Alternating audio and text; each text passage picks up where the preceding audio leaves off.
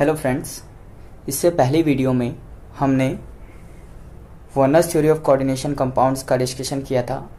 इस वीडियो में आपको वैलेंस बॉन्ड थ्योरी के बारे में डिटेल में एक्सप्लेनेशन दूंगा। ठीक है, तो सबसे पहले हम बात करते हैं वैलेंस बॉन्ड थ्योरी को किसने एक्सप्लेन किया था, किसने प्रिडिक्ट किया था कि वैलेंस बॉन्ड थ्योरी में ये पोस्टुलेट है। तो देखो, वैलेंस बॉन्ड थ्योरी जो है वो Linus Pauling, LINUS, Linus Pauling जो थे उन्होंने वैलेंस बॉन्ड थ्योरी को क्या किया था, दिया था। ठीक है, याद रखना लिनस पाउलिंग जो है उन्हें father of coordination chemistry, father of chemical bonding भी कहा जाता है। क्या बोला जाता है? Father of chemical bonding,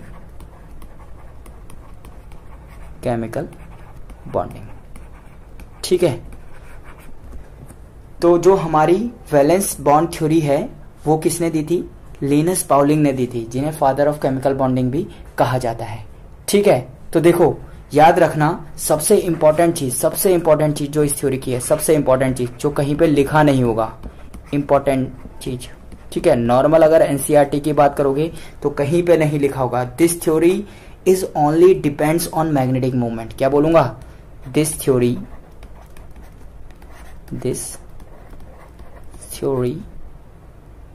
depends only on magnetic moment.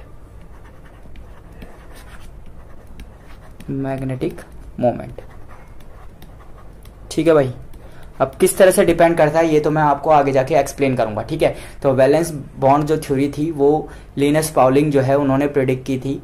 ठीक है, और इसका एक इंपॉर्टेंट फैक्ट ये है कि ये जो थ्योरी है वो डिपेंड करती है मैग्नेटिक मूवमेंट पे।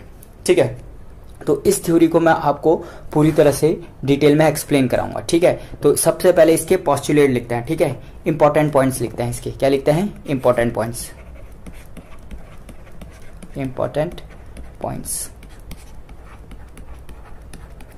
देखो भाई, सबसे जो पहला पॉइंट है, जो सेंट्रल मेटल एटम और जो हमारा लिगेंड्स होते हैं उनके बीच में जो बॉन्ड बनता है वो प्योरली कोवेलेंट होता है, या जिसको हम कोऑर्डिनेट भी बोलते हैं। फर्स्ट वीडियो में मैंने आपको डिस्कशन में बोला था कि कोऑर्डिनेट बॉन्ड और कोवेलेंट बॉन्ड को एक ही समझा जाता है। ठीक है, तो यहां पे बोलेंगे बॉन्ड बिटवीन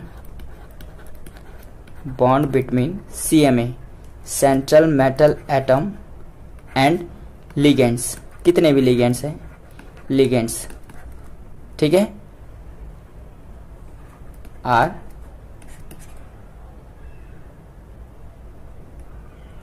क्या लिखोगे? Bonds between CMA and ligands are purely covalent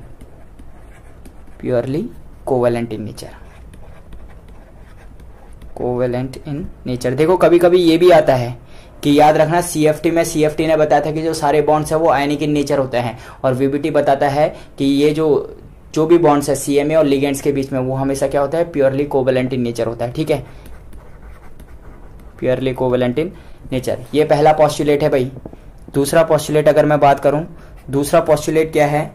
याद रखना मेटल कटायन है, उसके पास वैकेंट sp_d ऑर्बिटल्स होनी चाहिए भाई। ठीक है, जिनमें वो क्या कर सकता है? लिगेंड जो इलेक्ट्रॉन डोनेट करेगा उसको रख सकता है। तो ये क्या लिखोगे यहाँ पे? Metal cation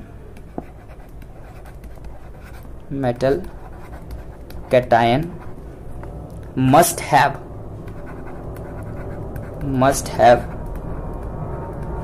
vacant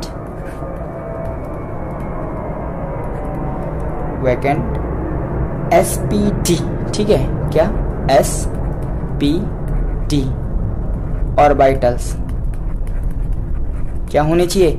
vacant sp_d orbitals होने चाहिए। ठीक है, फॉर द अकोमोडेशन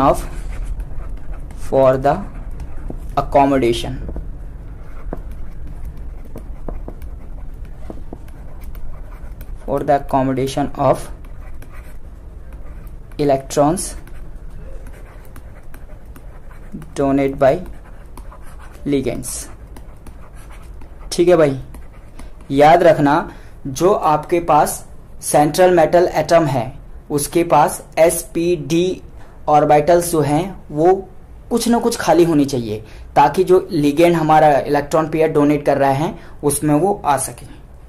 ठीक है, देन देखो इसके बाद डिस्कस करते हैं। देखो नॉर्मली ये है, देखो ये मैंने आपको एक जनरल यहाँ पे एक फिगर के थ्रू भी एक्सप्लेन किया हुआ है। देखो यहाँ पे ये वाला ऑर्बिटल दिख रहा है, ये वाला मेटल का ऑर्बिटल ये खाली है, तो लिगेंड क्या करेगा, इसमें डोनेट करेगा, जो आपको दिख रहा है ये आगे। ठीक है, इस तरह से, और दोनों के बीच में क्या बनेगा, कोऑर्डिनेट बॉन्ड बनेगा।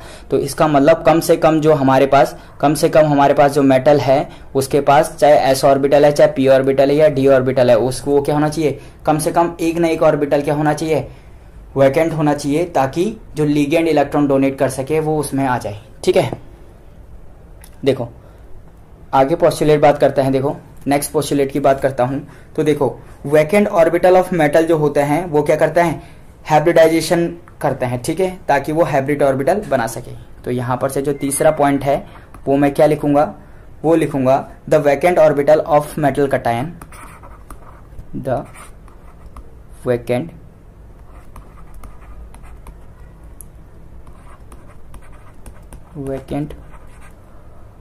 orbitals of metal cation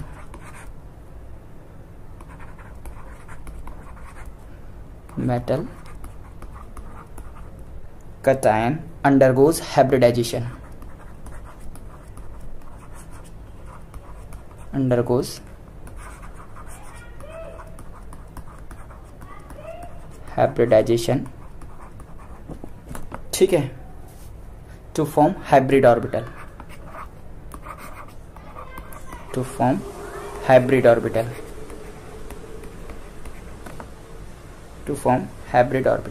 okay. तो देखो भाई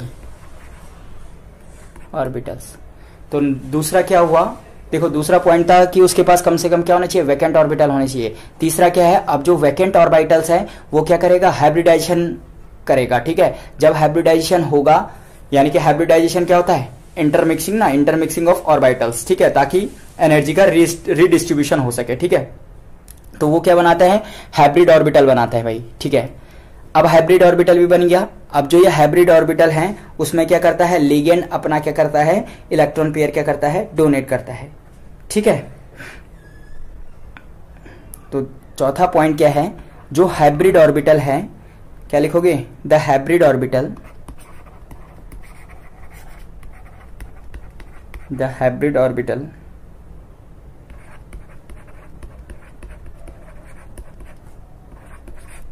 of CMA central metal atom, ठीक है, ओवरलैप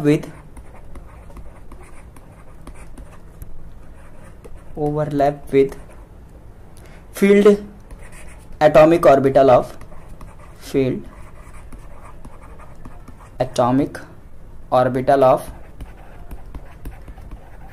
या ऑर्बिटल्स ऑफ लिगेंड्स।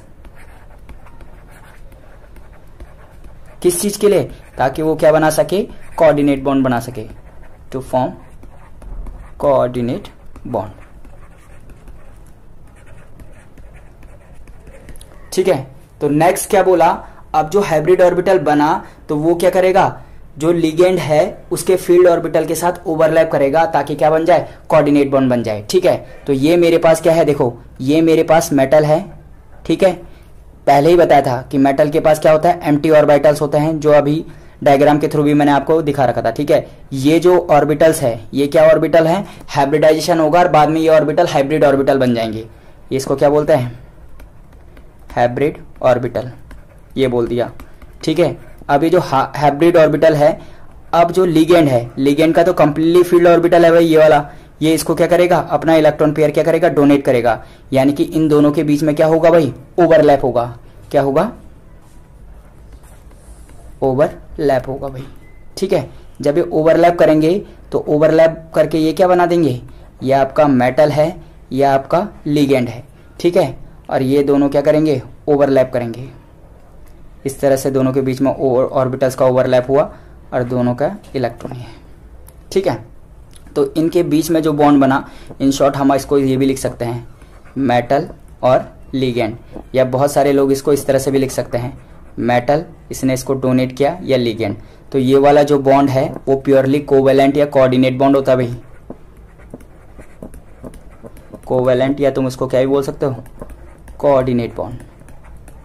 ठीक है, तो देखो जनरल थ्योरी की शुरुआत कहां से हुई? सबसे पहले बोला कि जो मेटल और लिगेंड होता है उनके बीच में क्या होता है, कोऑर्डिनेट बॉन्ड या कोवेलेंट बॉन्ड होता है। ठीक है, फिर उसके बाद जो मेटल कटायन है उसके पास sp_d और जो sp_d ऑर्बिटल्स है वो वैकेंट होने चाहिए ताकि इलेक्ट्रॉन के जो इलेक्ट्रॉन है लिगेंड्स के उसमें अकोमोडेट कर सके। ठीक है, देन अब जो ये वैकेंट ऑर्बिटल है ये क्या करते हैं, हाइब्रिडाइजेशन करते हैं जिसके थ्रू ये हाइब्रिड ऑर्बिटल बनाते हैं, और बाद में ये जो हाइब्रिड ऑर्बिटल है ये क्या करेगा, लिगेंड के फील्ड ऑर्बिटल के साथ क्या करेगा, ओवरलैप करेगा, और ओवरलैप करा करके ये क्या बना देते हैं, क्या बनाते हैं, कोऑर्डिनेट बॉन्ड बनाते हैं। ठीक है, अब देखो भाई पांचवा पॉइंट क्या है, यहाँ पे जो लिगेंड्स है ना वो दो टाइप के होते हैं भाई, जो लिगेंड्स है यहाँ पे वो दो टाइप के होते हैं। लिगेंड्स कितने टाइप के होते हैं भाई, यहाँ पे लिगेंड कितने टाइप के हैं, दो टाइप के, एक होता है स्ट्रॉन्ग लिगेंड, दूसरा होता है वीक लिगेंड। तो याद रखना इसने जो लिगेंड्स को क्लासिफाई किया था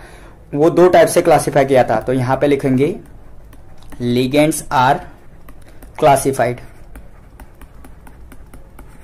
ligands are classified into two groups, into two groups, दो ग्रुप में क्लासिफाई किए गया है भाई। एक है strong ligand, strong ligand, strong, और दूसरा है वीक लिगेंड, वीक लिगेंड। ठीक है भाई, अब इस थ्योरी ने लिगेंड को दो तरह से मतलब कैटेगराइज किया है, पहले बोलते हैं स्ट्रॉन्ग लिगेंड और फिर बोलते हैं वीक लिगेंड। ठीक है, तो देखो भाई आगे बढ़ते हैं। देखो सबसे पहले बोला था स्ट्रॉन्ग लिगेंड, फिर बोला था वीक लिगेंड। स्ट्रॉन्ग लिगेंड क्या होता है पहले इसको देखते हैं। देखो भाई अगर आपके उसमें स्ट्रॉन्ग लिगेंड हुआ, मैंने कहा स्ट्रॉन्ग लिगेंड है, क्या है, स्ट्रॉन्ग लिगेंड है, तो देखो भाई अगर स्ट्रॉन्ग लिगेंड हुआ तो याद रखना वो जो आपका मेटल के जो इलेक्ट्रॉन है उसको क्या कराएगा, पेयरिंग करवाएगा। ठीक है, तो स्ट्रॉन्ग जो लिगेंड होगा उसकी टेंडेंसी होगी to pair up the electron. ठीक है, तो यहां पे मैं स्ट्रॉन्ग लिगेंड लिख देता हूं, have a tendency, have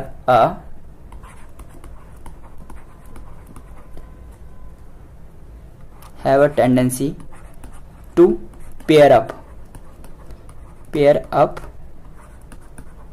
the electrons. ठीक है, और ये इलेक्ट्रॉन्स किसके होंगे भाई, ये इलेक्ट्रॉन होंगे CMA के, सेंट्रल मेटल एटॉम के होंगे भाई ये। ठीक है, तो ध्यान से रखना अगर स्ट्रॉन्ग लिगेंड है तो उसकी एक टेंडेंसी होगी कि वो इलेक्ट्रॉन है जो सेंट्रल मेटल एटॉम के इलेक्ट्रॉन है उसको क्या करेगा, पेयर अप करेगा। और ध्यान से रखना अगर वीक लिगेंड हुआ, वीक लिगेंड हुआ, वीक लिगेंड, ठीक है, तो वीक लिगेंड क्या करेगा, वीक लिगेंड्स जो होते हैं do not pair up the electrons. यहां पे क्या लिख दूंगा, वीक लिगेंड जो होंगे, वीक लिगेंड जो होंगे does not pair up the electrons. ठीक है, ये इलेक्ट्रॉन्स को क्या करेंगे, पेयर अप नहीं कर पाएंगे। ठीक है, देखो तो देखना यहां पे दो टाइप के कॉम्प्लेक्सेस बनता है। देखो इस स्ट्रॉन्ग और ये जो वीक है इसके बिहाफ पे दो टाइप के क्या बनते हैं, कॉम्प्लेक्सेस बनता है। देखो भाई, तो देखो ऑक्टाहेड्रल, देखो यहां पर से जो अगला पॉइंट है, मे बी इससे पहले जो हम पॉइंट गए थे, देखो भाई ये वाला 5 पॉइंट हो गए थे। अब देखो अगला वाला पॉइंट मतलब छठा पॉइंट हम लिख रहे हैं यहाँ पे। देखो छठे पॉइंट में मैं क्या लिखूंगा भाई, देखो छठे पॉइंट में मेनली क्या कहा, अगर ऑक्टाहेड्रल कॉम्प्लेक्स हुए,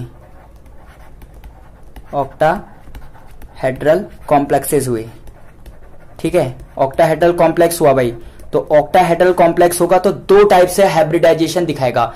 एक बोल देंगे D2sp3, ठीक है, और दूसरा हाइब्रिडाइजेशन होगा sp3d2। देखो सेम ही है sp3d2। ध्यान से रखना मोस्टली ये D2sp3 हमेशा स्ट्रॉन्ग लिगेंड के केस में होगा, स्ट्रॉन्ग लिगेंड के केस में होगा, लिगेंड और ये sp3d2 ये किसके लिए केस में होगा, वीक लिगेंड के, ठीक है, मोस्टली बोला, हमेशा नहीं बोला है, वीक लिगेंड के केस में होगा, ठीक है। तो देखो अगर D2, D means inner D orbital, ये जो D है यहां पे वो क्या है, इनर डी ऑर्बिटल, इसको क्या बोलेंगे भाई, इनर डी ऑर्बिटल, अंदर वाला D orbital, inner D orbital, ठीक है। और ये जो बाहर वाला यहां पे डिहाइब्रिडाइजेशन में हो रहा है ये आउटर डी है, आउटर डी ऑर्बिटल। देखो ये इनर आउटर डी ऑर्बिटल क्या होता है ये मैं अभी आपको पूरा एक्सप्लेन करूंगा, ठीक है। तो देखो अब याद रखना, स्ट्रॉन्ग लिगेंड होगा तो ये इनर कॉम्प्लेक्स कंपाउंड बनाते हैं, इनर, देखो इसमें इनर कॉम्प्लेक्स बनता है और एक बनता है आउटर कॉम्प्लेक्स, इनर कॉम्प्लेक्स और दूसरा बनता है, अगर बाहर वाला डी ऑर्बिटल हुआ तो इसको बोलते हैं आउटर कॉम्प्लेक्स, ठीक है। तो नॉर्मल क्या बोला, देखो भाई अगर मेरे पास एक कोई भी ले लेता हूं, जैसे मैंने लिया कोबाल्ट ले लिया, तो कोबाल्ट का जो Z बराबर है वो 27 होता है एटॉमिक नंबर, ठीक है। तो इसको कैसे लिखते हैं, ऑर्गन 18, उसके बाद क्या लिखते हैं 3D और 4S, ये 20 हुआ और 7 ये हुआ। देखो 3D के बाद इसमें क्या भी आएगा, 4P भी आएगा और 4D भी आएगा। देखो भाई इसमें भी 0 इलेक्ट्रॉन होगा, इसमें भी 0 इलेक्ट्रॉन होगा। देखो मेन थीम क्या है, अगर ये वाला डिहाइब्रिडाइजेशन में जाएगा तो हाइब्रिडाइजेशन होगा D2sp3, अगर ये बाहर वाला डिहाइब्रिडाइजेशन में जाएगा दिस वन ये वाला, तो हाइब्रिडाइजेशन होगा sp3d2 और इसको बोलेंगे inner orbital complex, inner orbital complex. और ये जो बाहर गया ये वाला बाहर वाला, इसको बोलेंगे outer orbital complex, outer orbital complex, ठीक है। ये मैंने आपको एक्सप्लेन किया कि किस तरह से इसमें दो कॉम्प्लेक्स बनते हैं, एक तो बनेगा इनर ऑर्बिटल कॉम्प्लेक्स और दूसरा बनेगा आउटर ऑर्बिटल कॉम्प्लेक्स, ठीक है।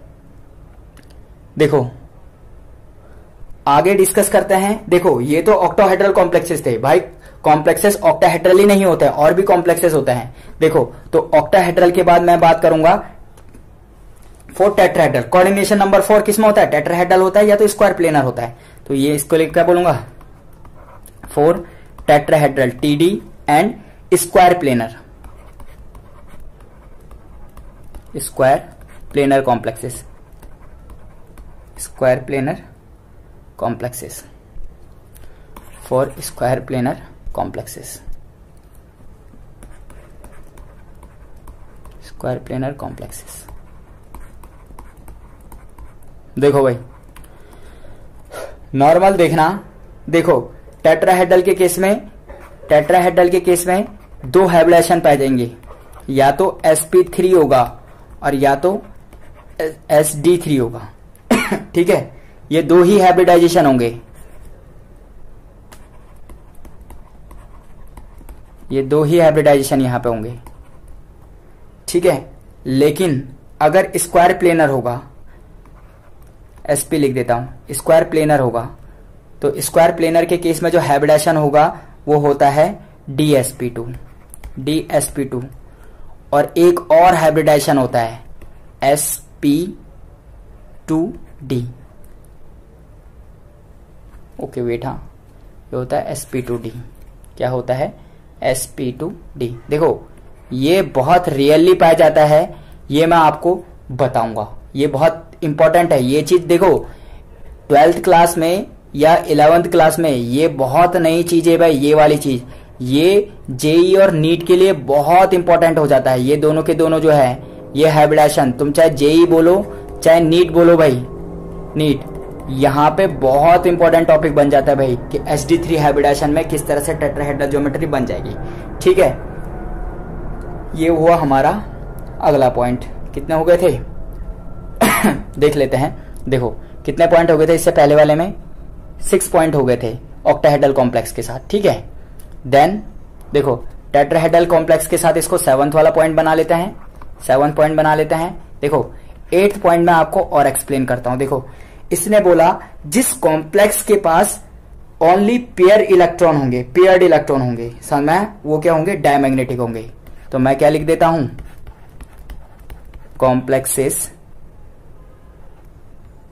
कॉम्प्लेक्सेस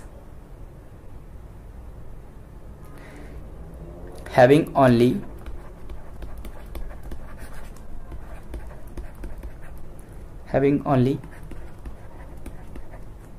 pair electrons, ठीक है, are diamagnetic in nature,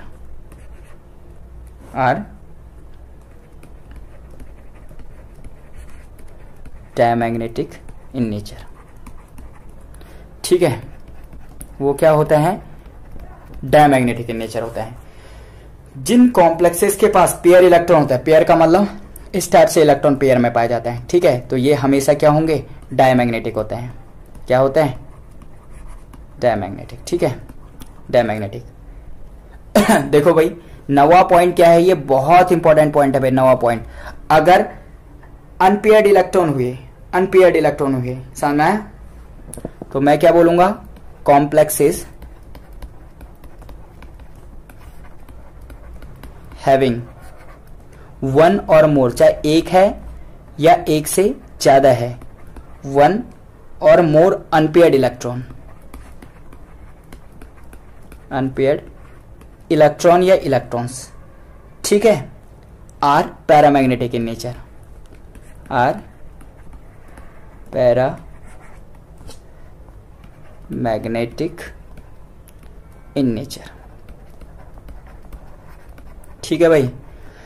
अगर कॉम्प्लेक्स के पास देखो अनपेयर्ड इलेक्ट्रॉन हुए तो वो हमेशा क्या होता है, पैरामैग्नेटिक इन नेचर होता है भाई, ठीक है। देखो तो पैरामैग्नेटिक इन नेचर होगा तो इससे क्या निकाल सकता है, मैग्नेटिक मोमेंट। क्या निकाल सकता है, मैग्नेटिक मोमेंट। देखो मैग्नेटिक मोमेंट को म्यू वी से हमेशा क्या करते हैं, रिप्रेजेंट करते हैं, और इसका जो फॉर्मूला होता है अंडररूट n प्लस कितना होता है, 2 होता है, और जो यहां पे n है वो क्या है,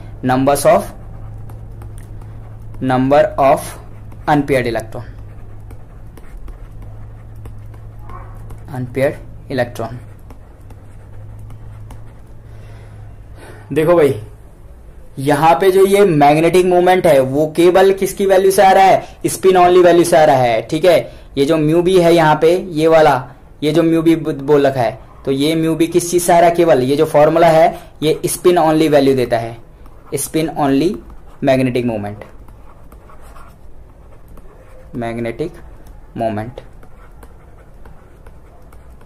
ठीक है। देखो एक चीज मैं आपको बता दूं कि जो मैग्नेटिक मूवमेंट होता है वो 2 टाइप से होता है भाई। मैग्नेटिक मूवमेंट 2 टाइप का होता है। अगर मैं टोटल मैग्नेटिक मूवमेंट की बात करूं, क्या बोलता हूं, टोटल मैग्नेटिक मूवमेंट की बात करता हूं भाई, तो टोटल मैग्नेटिक मूवमेंट 2 टाइप से होता है। क्या क्या है भाई वो, एक तो होता है ऑर्बिटल के थ्रू। देखो अगर हमारे पास ये वाला है, हमारा ये न्यूक्लियस है, इसके चारों ओर जो है ये वाला, ये इसका क्या है, शेल्स है। इस शेल में अगर इलेक्ट्रॉन मूव कर रहा है तो इलेक्ट्रॉन क्या कर रहा है, एक इस तरह से ऑर्बिटल मोशन कर रहा है, ये वाला, ठीक है। तो ये हुआ ऑर्बिटल कंट्रीब्यूशन, तो इसको मैंने बोला orbital contribution,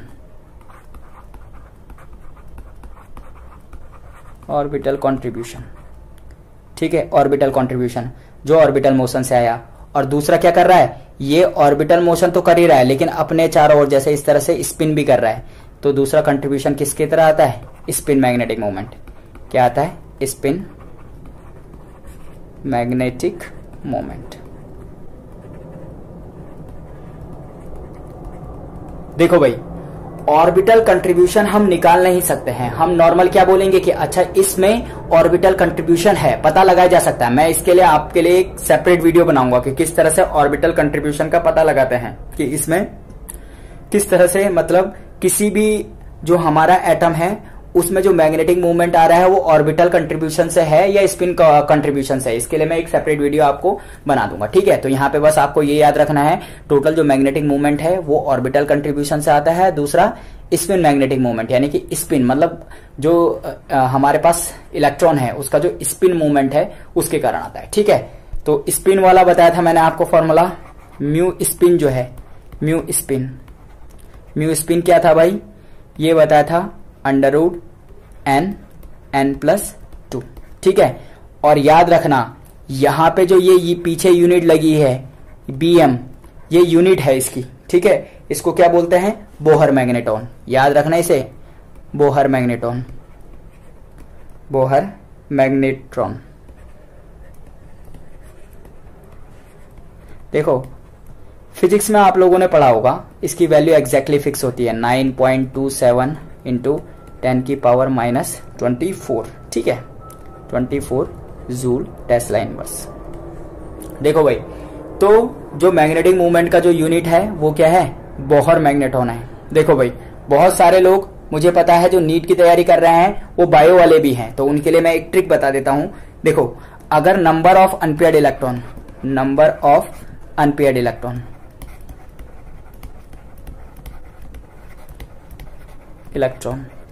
number of unpaired electron n is equals to, अगर 1 हुआ n इज इक्वल्स टू 2 हुआ, n इज इक्वल्स टू 3 हुआ, n इज इक्वल्स टू 4 हुआ और n इज इक्वल्स टू 5 हुआ, मैक्सिमम कोऑर्डिनेशन में इतना ही अनपेयर्ड इलेक्ट्रॉन पाया जाएगा।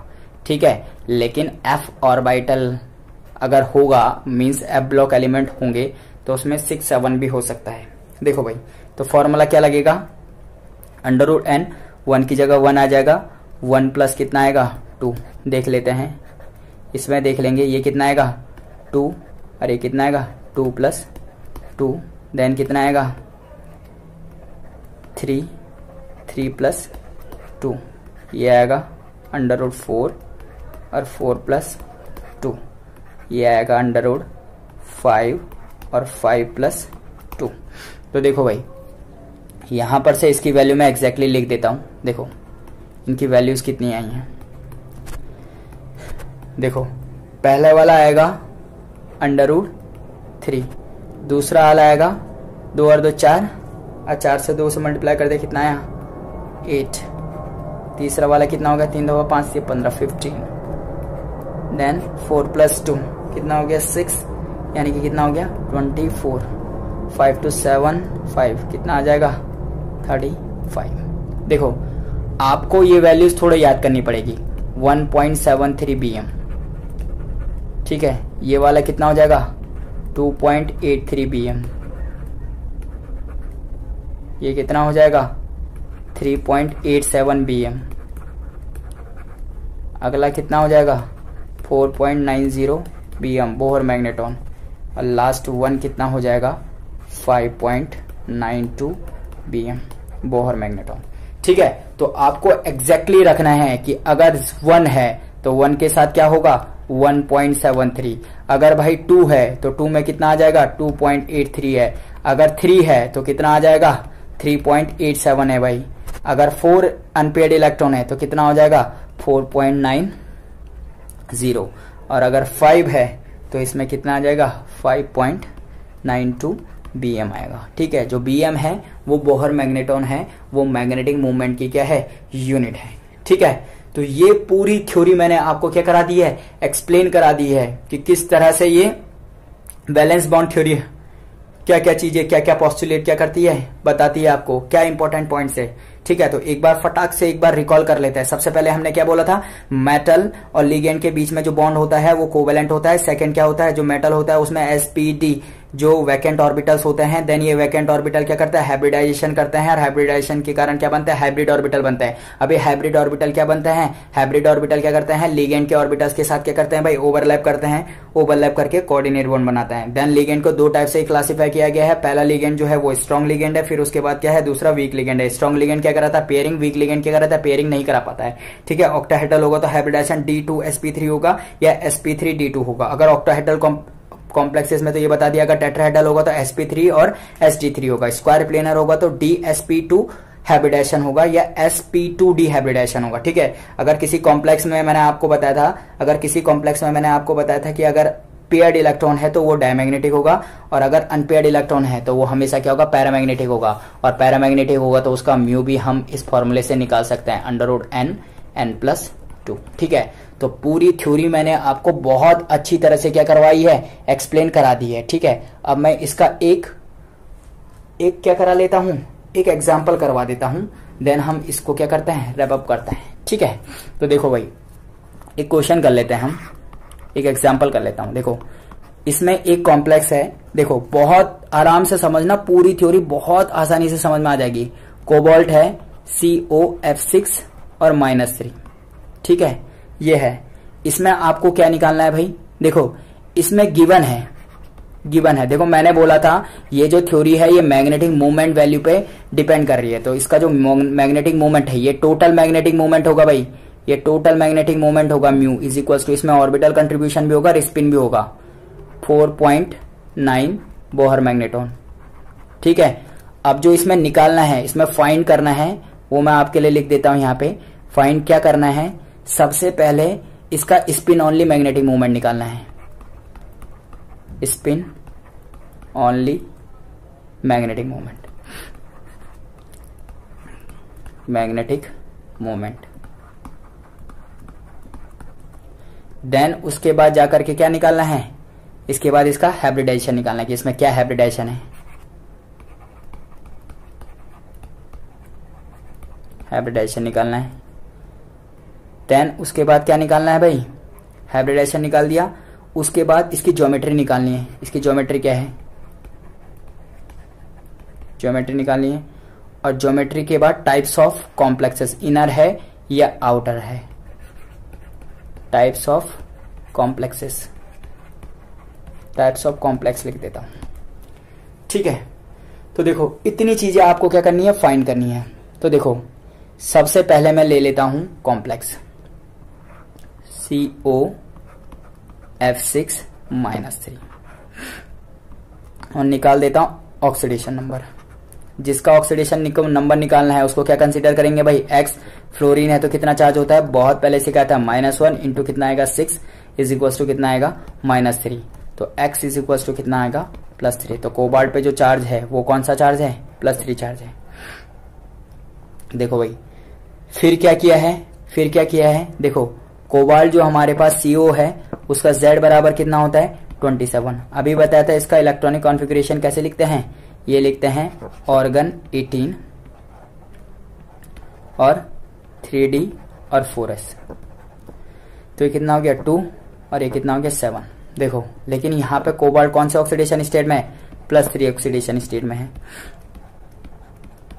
तो देखो भाई कैसे लिखेंगे, ये आएगा ऑर्गन, ये आएगा 18, ये आएगा 3D और 4s। देखो 2 यहां से जाएंगे 0 और 1 यहां से जाएगा, +3 है तो कितना आएगा 6। ठीक है, देन आगे क्या करेंगे, ऑर्बिटल मेकअप। अगला स्टेप क्या होगा, ऑर्बिटल मेकअप। ऑर्बिटल बनाएंगे भाई, जैसे हम लोग करते हैं मेकअप, मोस्टली ये लेडीज के लिए यूज होता है। ठीक है, तो वैसी ऑर्बिटल का भी क्या करेंगे, मेकअप करेंगे। तो देखो 4s है, इसके बाद क्या होगा 4p भी होगा और 4d भी होगा। मैंने बताया था ना इनर आउटर ऑर्बिटल का केस है, तो उसमें पूरा कॉन्फ़िगरेशन लिखना पड़ता है भाई, ये वाला। तो देखो ऑर्बिटल मेकअप बनाते हैं, तो देखो ऑर्बिटल मेकअप में क्या होगा भाई, पहले आएगा 3D 1 3D, फिर उसके बाद क्या आएगा भाई 4s, उसके बाद क्या आएगा 4p और देन क्या आएगा 4d।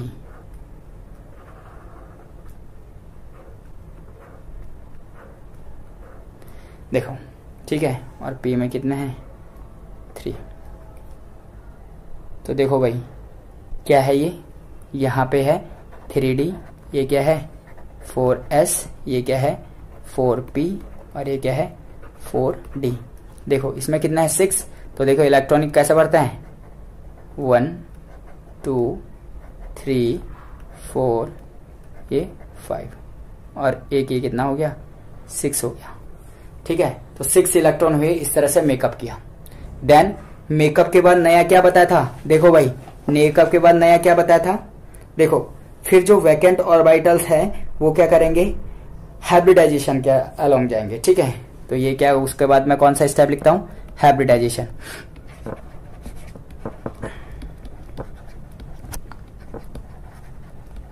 हाइब्रिडाइजेशन, लेकिन हाइब्रिडाइजेशन से पहले एक चीज और देखनी है भाई, एक चीज और देखनी है। क्या देखनी है कि F माइनस यहाँ पे वीक लिगेंड है या स्ट्रॉन्ग लिगेंड है। देखो चलो हाइब्रिडाइजेशन से पहले मैं पेयरिंग कराता हूँ, हाइब्रिडाइजेशन से पहले हम पेयरिंग करते हैं। देखो यहां पर से एक चीज आपको याद रखनी है, देखो F माइनस कैसा लिगेंड है, याद रखना ये जरूरी नहीं है कि जो लिगेंड यहाँ पे वीक लिगेंड है वो अगली बार भी वीक लिगेंड ही रहेगा। ये डिपेंड करता है कि तुम्हारा सेंट्रल मेटल कौन है और उस पर कितना चार्ज है, तो डिसाइड होगा कि ये जो लिगेंड है वो वीक है या स्ट्रांग है। तो देखो भाई, तो यहां पे मैग्नेटिक मूवमेंट की वैल्यू से पता चला कि बहुत ज्यादा मैग्नेटिक मूवमेंट है। तो बहुत ज्यादा मैग्नेटिक मूवमेंट कब था भाई, अगर तुम्हारे पास n बराबर 2, n बराबर 3, n बराबर 4 था उसमें, तो देखो जैसे जैसे अनपेयर्ड इलेक्ट्रॉन बढ़ रहे थे वैसे वैसे मैग्नेटिक मूवमेंट की वैल्यू भी क्या कर रही थी, इंक्रीज कर रही थी। इसका मतलब इसका मैग्नेटिक मूवमेंट 4.9 समथिंग है, मतलब 3-4 के करीब में तो कम से कम इसमें अनपेयर्ड इलेक्ट्रॉन है। और जब अनपेयर्ड इलेक्ट्रॉन हुए मतलब इलेक्ट्रॉन पेयर अप हुए ही नहीं है, अनपेयर्ड ही है, तो इसका मतलब वो क्या है, जो F माइनस है वो वीक लिगेंड है। तो यानी कि जो F माइनस है वो क्या है, F माइनस यहाँ पे क्या कर रहा है, वीक लिगेंड है। क्या है, वीक लिगेंड है। क्या है भाई, F माइनस क्या है, वीक लिगेंड है। ठीक है, हेंस इसलिए ये क्या नहीं करेगा, hence pairing does not take place, does not take place. पहले ये देखना है हाइब्रिडाइजेशन से पहले, ठीक है, कि पेयरिंग हो रही है या नहीं हो रही है। अब जब पेयरिंग नहीं होगी भाई तो नॉर्मल जो था वही लिखेंगे। क्या है, 3D, फिर क्या था 4S, 4P और 4D। तो देखो भाई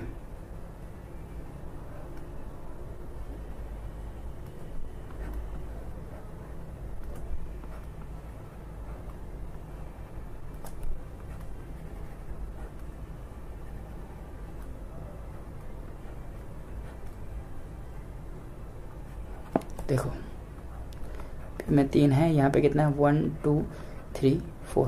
देखो तो नॉर्मल कितना है, जो मैं इलेक्ट्रॉन भर रहा हूँ यहाँ पे फिल कर रहा हूँ, देखो इसमें 2 इलेक्ट्रॉन थे, 1 2 3 4 5 और 6। ठीक है, अब देखो उसके बाद क्या होता है, हाइब्रिडाइजेशन होता है। तो देखो भाई यहाँ पे कितने हैं, F माइनस कितने हैं भाई, 6 है। तो यानी कि 6 ही हमें हाइब्रिड ऑर्बिटल चाहिए ताकि 6 F माइनस उसमें इलेक्ट्रॉन पेयर क्या कर सके, डोनेट कर सके। तो मैं यहीं पे से हाइब्रिडाइजेशन वाला केस बता देता हूं, यहीं पे क्या बता देता हूं, हाइब्रिडाइजेशन भी बता देता हूं। हाइब्रिडाइजेशन, तो देखो हाइब्रिडाइजेशन क्या होगा भाई, देखो ये तो सारे फील्ड हैं, तो हाइब्रिडाइजेशन में कौन कौन से ऑर्बिटल जाएंगे, देखो ये S हो गया एक, देखो टोटल कितने की जरूरत है हमें, 6 की जरूरत है, 6 हाइब्रिड ऑर्बिटल की, 6 हाइब्रिड ऑर्बिटल की जरूरत है भाई, 6 हाइब्रिड ऑर्बिटल चाहिए। तो देखो तो ये कितना हो गया, एक S हो गया, 3 P हो गया और 2 D हो गए।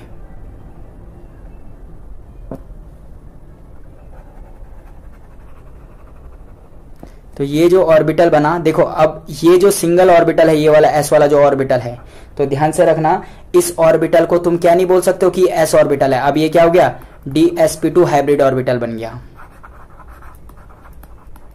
हाइब्रिड ऑर्बिटल बन गया। ठीक है, और यहां पे जो हाइब्रिडाइजेशन हो गया वो क्या हो गया, ये D2sp3 है भाई। ये कौन सा हाइब्रिडाइजेशन है, ये कौन सा हाइब्रिडाइजेशन है, D2sp3। ये हाइब्रिडाइजेशन कौन सा है, sp3d2। ये जो हाइब्रिडाइजेशन है वो क्या है, S कितने थे, 3p और 2d, sp3d2 हाइब्रिडाइजेशन है। ठीक है, ये वाला ऑर्बिटल भी जो है ये p ऑर्बिटल नहीं बनेगा, इसको भी क्या बोलेंगे, sp3d2, इसको भी क्या बोलेंगे, sp3d2, इसको भी क्या बोलेंगे, sp3d2। तो इस तरह से सारे ऑर्बिटल्स को sp3d2 नहीं बोलेंगे, क्योंकि मुझे पता है कि s का जो ऑर्बिटल जो s है उसकी एनर्जी अलग है, p की एनर्जी अलग है और d की एनर्जी अलग होता है। तो सबसे पहले बॉन्ड बनाने से पहले यहाँ पे एनर्जी का क्या होता है, रिडिस्ट्रीब्यूशन होता है, सबकी एनर्जी बराबर कर दी जाए। अब वो सेपरेट s ऑर्बिटल नहीं है, उसको क्या बोला, sp3d2। और जब ये 6 ऑर्बिटल हाइब्रिड ऑर्बिटल बने हैं, उसमें क्या करेंगे, जो लिगेंड है अपने इलेक्ट्रॉन पेयर क्या करेंगे, डोनेट करेंगे। ठीक है, अपने इलेक्ट्रॉन पेयर यहाँ पे क्या करेंगे, डोनेट करेंगे। तो देखो यहां पर से क्या आएगा, देखो तो अगला स्टेप क्या लिखूंगा, अगला स्टेप मैं लिखूंगा कि जो हमारे पास 6f माइनस लिगेंड है वो अपने इलेक्ट्रॉन पेयर क्या करेंगे, डोनेट करेंगे। तो क्या लिखोगे, 6f minus ligands will donate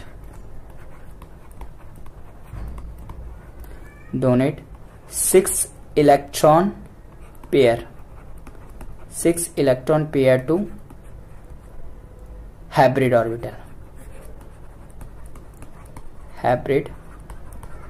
orbitals of CMA। ठीक है, तो 6f minus ligand will donate 6 electron pair to 6 hybrid orbital बोल सकते हैं, क्या बोल सकते हैं, 6 हाइब्रिड ऑर्बिटल्स ऑफ CMA। ठीक है, तो देखो भाई किस तरह से था, ये वाला था हमारे पास, देखो यहां पे साथ 3D, फिर उसके बाद क्या था 4s, फिर उसके बाद क्या था 4p, देन कितना था 4d। तो देखो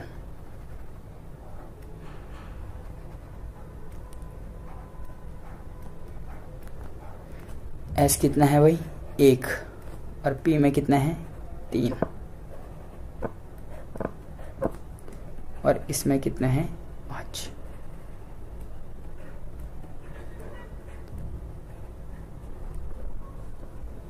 देखो तो नॉर्मल यहां पे जो इलेक्ट्रॉन थे वो इलेक्ट्रॉन कितने थे 6, हाइब्रिड ऑर्बिटल ये थे। तो देखो किस तरह से डोनेट किया, देखो एक f माइनस ये है, एक f माइनस ये है, इस तरह से 6f माइनस है। तो देखो इस f माइनस ने एक इलेक्ट्रॉन पेयर यहां डोनेट किया, यहां, यहां और ये। तो देखो इसने अपना इलेक्ट्रॉन पेयर यहां डोनेट किया, इसने यहां पे डोनेट किया, इस तरह से सारे 6 जो f माइनस थे उसने अपना इलेक्ट्रॉन पेयर उन हाइब्रिड ऑर्बिटल में क्या कर दिया, उन हाइब्रिड ऑर्बिटल में क्या कर दिया है, डोनेट कर दिया है। ठीक है, तो ये यहां पर से क्या था, जो ये आप लोगों को दिखा,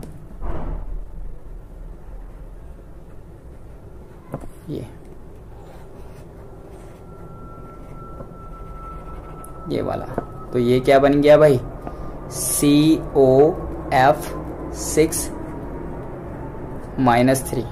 ठीक है, अब देखो एक एक करके उस क्वेश्चन को डिस्कस करते हैं। देखो म्यू स्पिन, देखो म्यू स्पिन बोला है, अनपेयर्ड इलेक्ट्रॉन बताओ 1 2 3 4 अनपेयर्ड इलेक्ट्रॉन है भाई। तो 4 होता था तो मैंने शॉर्टकट बता रखा था 4.90 बोहर मैग्नेट्रॉन। ठीक है, देन उसके बाद जाकर के क्या बोला था, उसके बाद बोला था कि हाइब्रिडेशन, तो हाइब्रिडेशन क्या थी sp3d2। देन उसके बाद जाकर के क्या बोला था, कौन सा, ज्योमेट्री, ज्योमेट्री क्या भाई, ये तो ऑक्टाहेड्रल दिख ही रही है कि ऑक्टाहेड्रल है, कैसे बनेगा, CO 1 2 3 4 5 और 6। तो ये आ जाएगा F, ये आएगा F,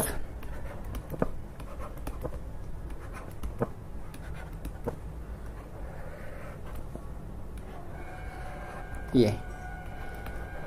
ठीक है, और देन एक लास्ट है कि इनर ऑर्बिटल कॉम्प्लेक्स है या आउटर ऑर्बिटल कॉम्प्लेक्स है। देखो भाई, देखो बहुत इंपॉर्टेंट है, अगर ये वाला D यूज होता है हाइब्रिडेशन में तो इनर बनता, तो इनर बनता, और अगर ये वाला D बाहर वाला यूज हुआ है हाइब्रिडेशन में तो क्या बनता, आउटर बनता। यूज एक्चुअल में हुआ क्या है 4D, तो ये जो कॉम्प्लेक्स है इसको क्या बोलेंगे, outer orbital complex, outer orbital complex. देखो एक बात आपने ये याद रखी होगी कि 4.90 बोहर मैग्नेट्रॉन, मैग्नेटिक वैल्यू उसने दे भी रखी थी समय, तो मैंने बोला था म्यू 2 होता है, एक तो होता है आपका ऑर्बिटल और दूसरा होता है स्पिन। तो देखो इसमें जो सारा कंट्रीब्यूशन है वो स्पिन का है, ऑर्बिटल का कोई कंट्रीब्यूशन है ही नहीं। ठीक है, तो किस तरह से फाइंड करेंगे कि ऑर्बिटल कंट्रीब्यूशन है या ऑर्बिटल कंट्रीब्यूशन नहीं है। इसके लिए मैं आप लोगों को ऑलरेडी बोल चुका हूं कि एक सेपरेट वीडियो बनाऊंगा, ठीक है। तो ये सारा मैंने आपके साथ क्या किया, वैलेंस जो बॉन्ड थ्योरी थी उसको एक्सप्लेन किया, एक एग्जाम्पल के थ्रू उसको कंप्लीट डिटेलिंग दी, ठीक है। तो इसके बाद अगली वीडियो में मैं जो वैलेंस बॉन्ड थ्योरी है उसमें कुछ स्ट्रॉन्ग लिगेंड, वीक लिगेंड किस तरह से पहचानते हैं ये आप लोगों को क्लियर कराऊंगा, ठीक है। इस वीडियो में इतना ही। Thanks for watching, happy learning.